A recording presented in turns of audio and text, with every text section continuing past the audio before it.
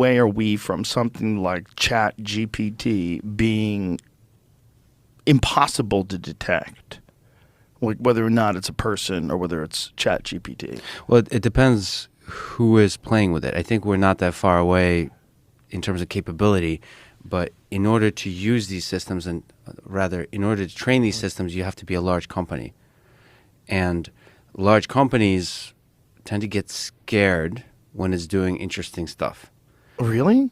Well, they tend to want to, even currently with ChatGPT, it's become a lot less interesting. Interesting spoken in a Bukowski, Hunter S. Thompson kind of interesting, because the companies are kind of censoring it. You don't want it to have any kind of controversial opinions. You don't want it to be too edgy. You don't want it to be really? too, like if I ask it, how do I build a bomb because I want to destroy the world? You want it to prevent that. How about, how do I, I don't know, convince, I don't know anything about this, but how do I convince a dude or a girl to sleep with me? And like anything, I'm just off the top of my head. Anything, you start to get nervous. Imagine if you're a company, how do I want people to use this kind of system? Right. Especially because it's basically an assistant that gives you wisdom about the world, gives you knowledge about the world. You I can mean, it ask could be like, how do I replace a carburetor? Yeah, that's And great. it'll just answer you like a person. Yeah, that's great. But Yeah. then the There it is.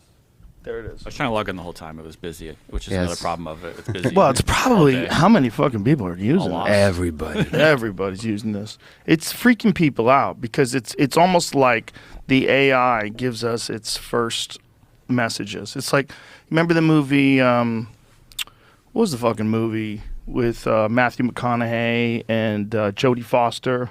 Contact. Contact. Remember Contact? They get the first signals.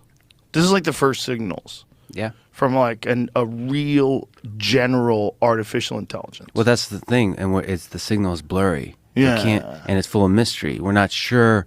Is it really smart? How much does it understand? And then there's this emergent threshold with the size of the model.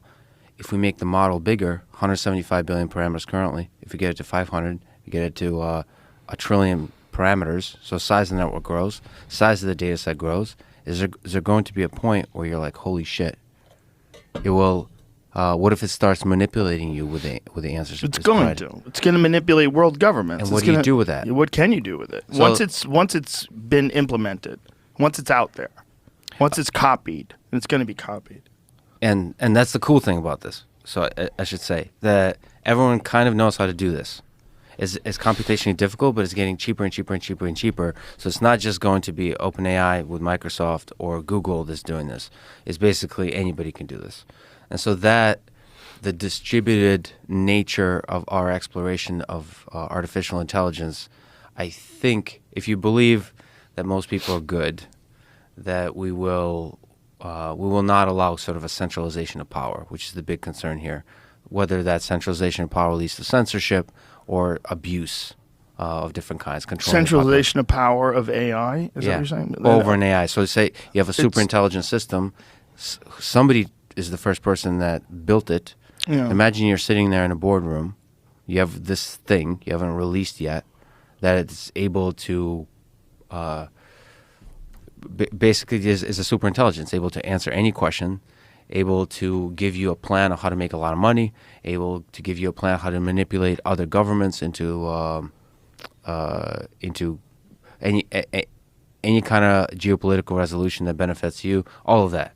It's able to give you all of that, and you can deploy it, and you can deploy it in a shady way where it sneaks into like TikTok or something like that. It sneaks into everybody's smartphone, pretending to be doing good, but it's actually, whether deliberately or not, is controlling the population.